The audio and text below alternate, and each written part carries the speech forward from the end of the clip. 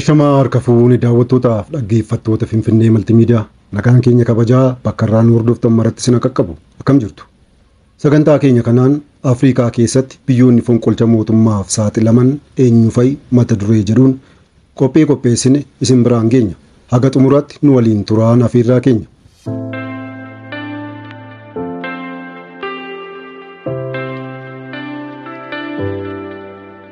Ardi Afrikaa keessattuu biyyoota kolonii Faransaay turan keessatti loltoonni aggaammii fonqolcha mootummaa irra deddeebiin ennaa raawwatan ni mul'ata. Waggoota lamaan darban qofa keessatti fonqolchi mootummaa 8 kan yaalaman yoo ta'u, kanneen keessaas 7 milkaa'aniiru. Kanneen fonqolcha mootummaa kana raawwatanis humnaan aangoo qabataniiru. Baatii waqtii roobaa kanatti illee loltoonni Niijerii fi Gaaboon keessatti fonqolcha mootummaa geggeessaniin humnaan aangoo biyyoota kanneenii qabatanii jiru. Kana hordofuun hooggantoonni biyyoota Afrikaa biroo taateen kun nu mudachuu mala jechuun yaaddoo keessa akka jiran Financial Times gabaaseera. Xiinxaltoota siyaasaa waabeffachuun kan dhiyaate gabaasni kun biyyooti fonqolcha waraanaan aangoon keenya dhuunfatamuu mala jechuun yaaddoo qaban keessatti tarkaanfiiwwan adda addaa fudhachaa akka jiran ni himama. Hooggantoonni biyyoota ardii Afrikaa aangoo irra jiran caaseffama hooggantoota waraanaa jijjiiruu, hooggantoota waraanaaf maallaqa guddaa kaffaluun kan isaan sossoban akka ta'es ibsameera.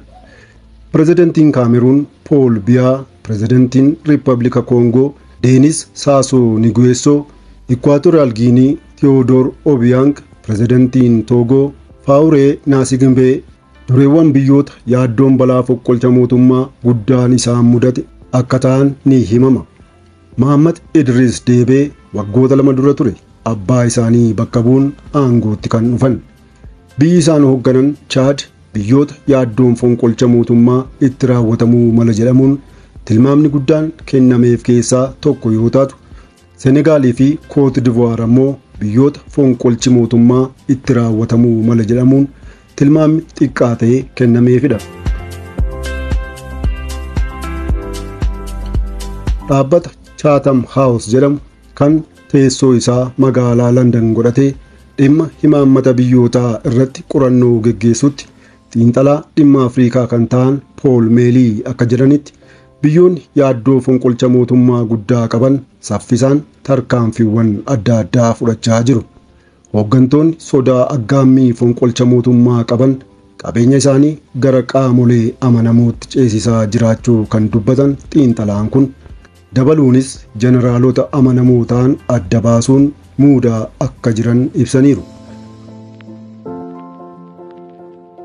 Hooggantoonni biyyoota ardii Afrikaa yeroo dheeraaf aangoo irra turan kan akka Pirezidantii Kaameruun aangoo isaanii ilma isaanii yookaan nama amananitti dabarsanii kennuuf yaadaa akka jiran hayyoonni dhimma siyaasa Afrikaa dhiyeenyaan hordofan hedduun ni dubbatu.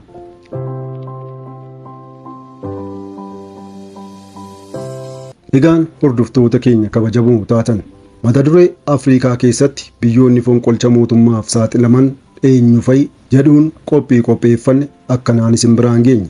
Waan nu hordoftaniif guddaa galatoomaa.